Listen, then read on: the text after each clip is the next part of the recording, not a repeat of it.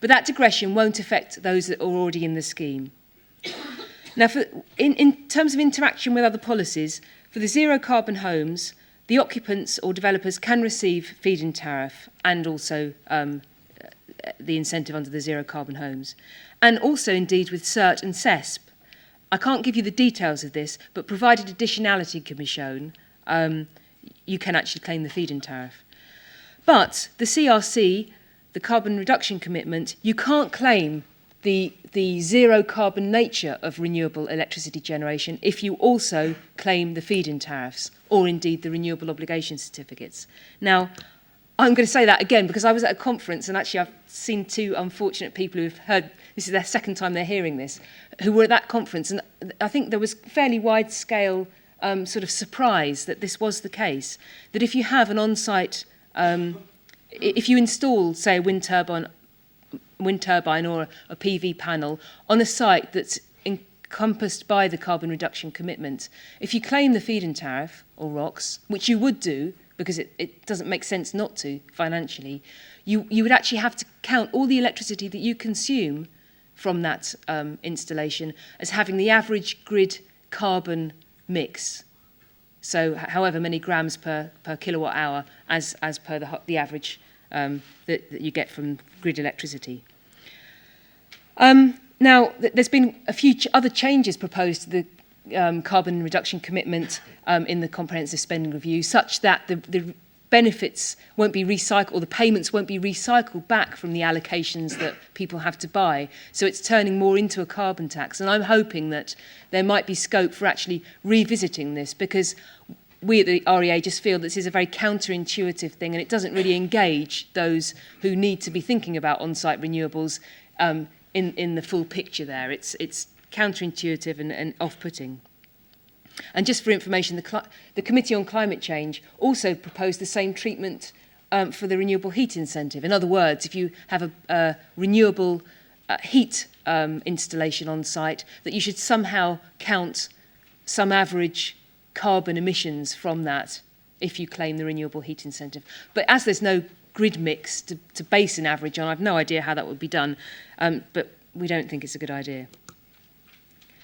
I think I've just mentioned that about changes to the CRC, so I won't cover that again. So moving on to the renewable heat incentive, absolutely delighted this is coming in a couple of months later than scheduled, but all well and good, very pleased indeed. We don't know exactly what the details are, but I'm going to talk about some of the proposals that were in the February consultation in expectation that most of those will materialise. As you can see at the moment, renewables occupies that small, thin slice of the pie up the very top, 1%. Just to get a bit of visual interest to this presentation, and to remind me to say that heat is very important when it comes to carbon emissions, because heating accounts for about half our energy use and about 47% of our carbon dioxide emissions. And this was just a bit of lobbying we did in the lead up to the Comprehensive Spending Review. 47 MPs came and had their photographs taken in front of this balloon in front of the House of Commons, including Meg Hillier on her first trip out as the Shadow Secretary of State for DEC. Oh, there you go, in case I've forgotten the numbers. Right. So these are the technologies that will be covered by the renewable heat incentive, and the amount that's enabled to be spent by 2014, I think, is around about £840 million, and there is going to be some proposed efficiency savings from changes from the February proposals, which I'll talk about in a moment. We're expecting further clarification and indeed a draft order before Christmas, so we really will get the shape of it then. So it will apply to most renewable heating technologies, but not wood-burning stoves or deep geothermal. Deep geothermal just comes under the ground source heat pump tariff, which actually isn't enough, so it won't really be sufficient for any deep geothermal project development by this mechanism alone. And it covers also this cleaning up of biogas and putting it into the gas grid. Technologies we're expected to be banded by size, but we don't expect there to be any upper size limit. And it's paid as a tariff for the useful heat that's produced. And I've got a couple of slides on that because I think that's quite important to try and explain. And the rate of return aims to cover the difference between installing fossil fuel fired heat production and renewables, and cover any kind of hassle factor or inertia that may exist, say, for an example, being if you have your garden dug up to lay a coil for exchanging heat for the heat pump. So it's expected that in terms of the actual energy production from renewables, the non-domestic sector will make up the bulk of that in terms of actual terawatt hours, but in terms of installations, domestic sector will be a large proportion. So this business about energy efficiency, clearly it makes sense to actually do energy efficiency first before you think about installing your own on-site renewable heat production.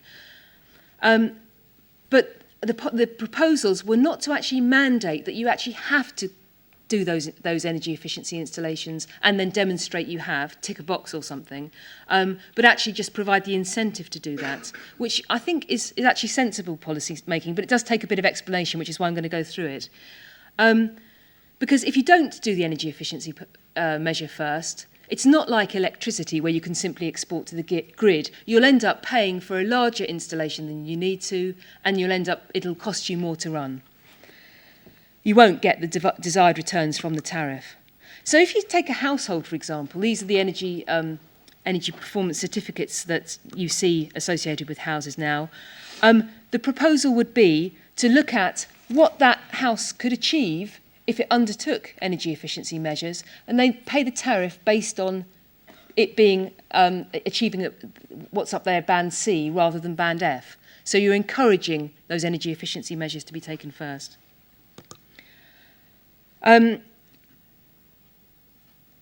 alternative to that would be to use a simple lookup table for an energy efficient, say, 3-bedroom house, if it's end of terrace or not end of terrace, and you can actually work out there what would be a reasonable tariff. You've got to balance up policy making with, the efficiency on the administrative side and actually the desired impact that you're trying to achieve.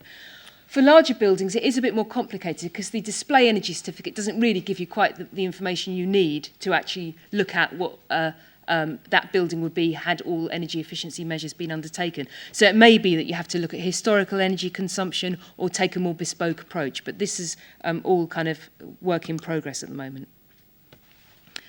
So I've talked about the 2 incentive measures there. There's a couple of things that came up from previous speakers I just wanted to mention. Just on the job creation front, 500,000 jobs are expected to be created in renewables, according to the renewable energy strategy that Rachel mentioned, by 2020. So we're expecting to see a significant growth here, provided all goes well. And you, as local authorities, have a role there in not just in being proactive in the ways that Abigail was describing, but also reactive in terms of responding to proposals from project developers for building renewable energy projects in your area, where you have to give, where you have to decide under the town and country planning regime. I also wanted to mention a bit more on planning. The Town and Country Planning Association is actually producing a document at the moment. It's called Planning for Climate Change, Guidance and Model Policies for Local Authorities. A very well-intentioned document, but I just wanted to say that the Renewable Energy Association won't actually be signing up to that and lending its logo. Although it's well-intentioned, that perhaps this will come out in the panel discussion, the idea that local authorities should map out areas that are suitable and areas that are not suitable for various renewable technologies. It could be done well, but there could be problems with it, and that's something I hope we can just elaborate on. So, just to conclude, 25 seconds to go. Basically, you've got I think you all know that you've got a large role you can play here, and particularly I like the idea of targeting these measures at the fuel poor.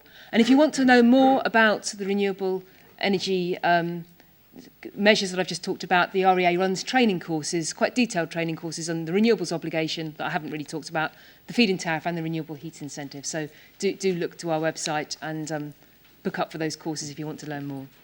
Thank you.